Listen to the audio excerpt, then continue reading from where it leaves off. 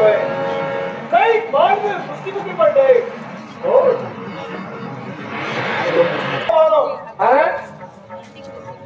पांडवांसाठी गुरुच्या समर्भूमीवर होणा महासंग्रामाच्या वेळेला आम्हा पांडवाला सहाय्य केलं आणि केवळ थोड्याला पुढील अनर्थ कळविला तो देव तिथं आहे. पण देवा जातो एकटा भक्त पडतोय कसं का त्याचा कैवार घेऊन मी ठाऊक आहे. त्याचा कैवार घेऊन त्याचा कैवार घेऊन तू इथं गाव घालवणे तेव्हा आणखी समाधान वाटलं.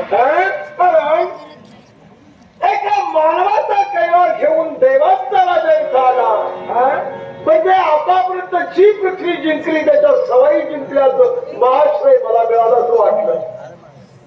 हे गदाधराम एक लक्षात ठेव काय ते तुझ्या देवाचा पितांबर धरून तुझ्या देवाबरोबर राहून तुमच्या देवाचा प्रत्येक शब्द खरा करण्यासाठी तुम्ही आजपर्यंत घटला गोष्ट खरी मग तुम्ही जर तसे घटलात मी का झटू नये. देवा तू झटून नये असं नाही मला म्हणायचंय पण तू इथं आलास हे मानवाचं युद्ध म्हणजे तुम्हाला देवांचा करमणुकीचं साधन आणि ते करमणुकीचं साधन न होता पांडवांचा यास्तिकत्व ज्या राजाला पडलंय त्याला सहाय्य करण्यासाठी देवांचा राजा इथं आला याच्यासारखं दुसरं भाग्य नाही. हे गदाधरा ऐक काय मी तर कशासाठी आलो हे सांगू नको तुझी अडचण सांग. अडचण एवढी अश्वाची मुक्त व्हायला अश्वाची मुक्तता होणार नाही. पहिली अडचण तुझी सोडवली दुसरी सांग. दुसरी अडचण एवढी मी जावं तर अश्वाची मुक्ता केल्याशिवाय जाणार नाही. कारण याच्या पूर्वी आपल्याला माहित असेल गदागौरीच्या वेळेला माझ्या आईला घडलेली इच्छा पूर्ण करण्यासाठी तुमच्या सारा ऐरावत आम्ही स्वतः खाली आणला. यापूर्वी आमच्या पराक्रमाचा अनुभव आपल्याला असेल तर याच्यासाठी आपण इथं थांबवा. तू जे जे का आतापर्यंत केलंय हो ते सगळं सांगण्यासाठी आला. सांगण्यासाठी नाही आलो. हे गदाधरा एक लक्षात ठेव काय बालपणात ऐरावत तू घेऊन आला असं म्हणतोय. मी तुला दिला म्हणून घेऊन आला. मी दिला नसता तर कसा काय आणला. पण त्यावेळी सुद्धा तू विरोध केला होता. दिला पण एक लक्षात ठेव तुला काय वाटलं दिला म्हणून संपलं नाही. तुला मी ऐरावत दिला कुंती मातेसाठी तू ऐरावत खाली घेऊन गेला. खाली घेऊन गेला आणि सगळ्यांना सांगत फिरू लागला मी ऐरावत आणला मी ऐरावत आणला मी स्वर्गात गेलो इंद्राकडून मी ऐरावत घेऊन गेला आणला. काय रे सगळ्यांना सांगितलं. हो सांगितलं. आणि हा तुला जो झालेला गर्व हा तुझा गर्व तुझ्या मातेनेच उतरवला. कारण तो ऐरावत घेऊन तू वरून खाली आला पण ज्यावेळी कुंती मातेला हे समजलं तुझ्या डोक्यात हवा गेली आहे म्हणून तिनं काय केलं ऐरावता सहित तुला जागेवर मारला आणि फिरून आणला. आता मला सांग तुझ्या मातेनेच तुझं गर्वहरण केलं जबाबदार मी आहे. सगळ्या आईनं आपल्या मुलाचं गर्वहरण करायचं आहे. मूल चुकत असेल तर आईनंच सांगायला हवंय. आईनं मला सांगणं म्हणजे आज मला कमी पडत नाही.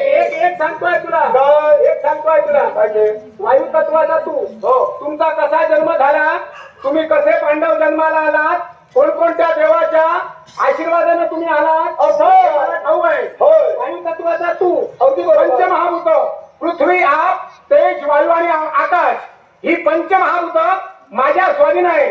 अर्थात वायू देवतेचा तू असल्यामुळे तूही माझ्या स्वाधीन आहे.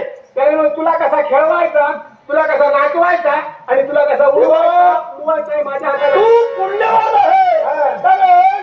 जगात तुझ्या एवढा पुण्यवान दुसरा कोणी नाही म्हणून तू देवांचा राजा झाला आणि देवांचा राजा झाला म्हणून तू तुझ्या मनात करणार आहेस का. म्हणजे याचा अर्थ तसा मला सांग देवा या हरिनाथ यज्ञात तू मानवाच्या सहाय्यासाठी इथं आला आणि या मानवाला तू सहाय्य करतोय. पण याच बरोबर हे सगळी पंचमहाभूत तुझ्या आत्मेत आहे. पंचमहाभूत तुझ्या आत्मेत वाचतात. मग या पृथ्वीवरील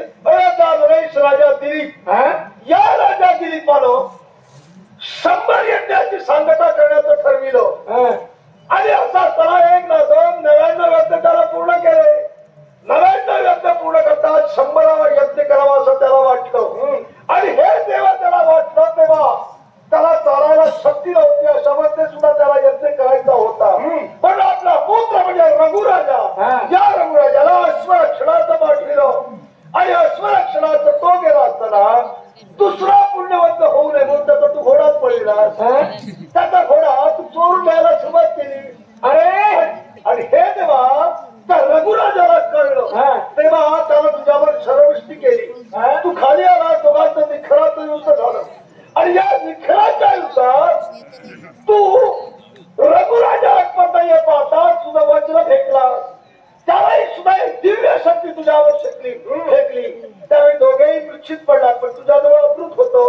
त्यामुळे तू लवकर शुद्धीवर आलास. पुन्हा घोडा बांधला आणि पळायला लागलास. आणि तो घोडा घेऊन जाताना तेव्हा रघुराजाला शुद्ध आली. तेव्हा त्याला तुला भक्ती अस्त्राला बंद करून आपल्या बापासमोर नेलं.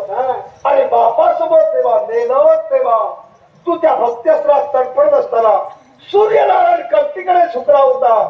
त्याने करून त्याचं किरण तुझ्या अंगावर पडत होतं, पण तुझी सावली भूमीवर पडत नाही. हे जेव्हा राजा दिलीपाला पाहिलं तेव्हा राजा दिलीपाला आपल्या मुलाला आज्ञा केली, त्याला मुक्त कर. तुला मुक्त करतात. तू देवाचा राजा हे पाहून केवळ राजा तुझ्या चरणावर नतमस्तक झाला. तेव्हा तुझी मान खाली होती आणि ती तशीच राहिली. पण त्या राजानं तुझा अवेर केला नाही, अपमानही केला नाही. राजाने सांगितलं, देवा तू देवांचा राजा आहेस, मी एक म्हणता मानव आहे. तेव्हा तुला तरी काय असेल तेव्हा मी घ्यायला तयार आहे. तेव्हा देवा त्याच्याजवळ काय मागितला, तू हा 100वा यज्ञ करू नकोस. म्हणजे तुझ्यासारखा पुण्यवान दुसरा होता का नाही. त्या 100वा यज्ञाचं पुण्य त्याला दिला, पण त्या 100वा यज्ञ करू दिला नाही. कारण तुला भीती होती तुझ्या जागेवर दुसरा कोणी येईल. तुला भीती का वाटावी. हे भीमसेना 100 यज्ञ केले आणि 100 यज्ञ केल्याच्या नंतर देवेंद्राचं पद मिळतं. 100 यज्ञ केल्याच्या नंतर कीर्ती होते आणि 99 यज्ञ केले म्हणून काय अपकीर्ती होते असं तुला म्हणायचं. तू नेमका माझा कमीपणा सांगितलास की मोठेपणा सांगितलास हे मला काही कळलं नाही. कमीपणा कारण तू भक्ती अस्त्रानं ज्यावेळी त्यानं मला बंधन केलं होतं, भक्ती अस्त्रात मी बंधन झालो. मला सांग, देवतत्व माझ्यात आहे आणि एखादा भक्त जर भक्ती तत्वानं मला बंधन करत असेल तर मला सांग, देवतत्व मोठं की भक्ती तत्व मोठं. भक्ती तत्व मोठं मोठं असेल तर इंद्रा भानूने केलेली भक्ती त्या भक्ती तत्वाला देवा एवढा जरी असला तरी सुद्धा तुला भीती का वाटावी.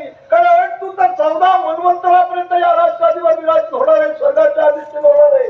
मग राजाला तो 100वा यज्ञ करायला का दिला नाही. यालाच कारण आहे, याला सुद्धा कारण आहे. कारण 14 मन्वंतराचं अधिपत्य मला मिळावं हा आशीर्वाद मला मानवाने दिला नाही, हा आशीर्वाद मला त्रय देवताने दिला आहे.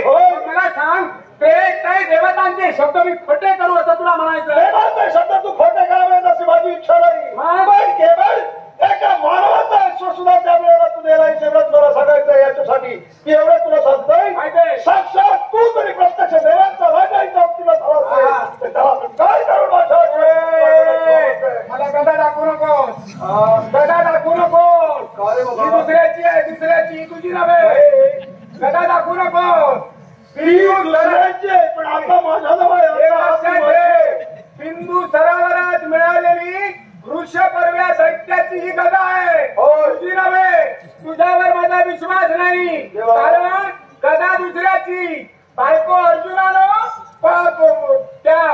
ज्यावेळी धनुर्भंग झाला त्या द्रौपदीला अर्जुनाला जिंकली, तुम्ही मिळवली. म्हणजे गदा दुसऱ्याची, बायको दुसऱ्याची. आणि जरासंधाला ज्यावेळी तू मारलास त्यावेळी त्या कृष्णानं तुला काळी 2 बाजूला 2 करून टाकली. म्हणजे बुद्धी दुसऱ्याची, गदा दुसऱ्याची, बायको दुसऱ्याची, बुद्धी दुसऱ्याची. सगळं काही असतं तरी ते हाताळायला यावं हो. पण त्यांनी हातात आहे थोडी धाव आहे. ऐक तुला सांगतोय, देवतांचा राजा इंद्र म्हणून माझ्या समोर आहे. येण्याचा समोर शतयज्ञाच्या फलप्राप्तीने लभे इंद्रपद. शतयज्ञाच्या फलप्राप्तीने लभे इंद्रपद. अश्वासाठी भीम इंद्र हा चालला हा वाद. अश्वासाठी भीम इंद्र हा चालला वाद. शतयज्ञाच्या फलप्राप्तीने लाभे इंद्रपद. शतयज्ञाच्या फलप्राप्तीने लाभे इंद्रपद. त्यासाठी भीम इंद्र हाताला वाद अश्वासाठी भीम इंद्र हाताला वाद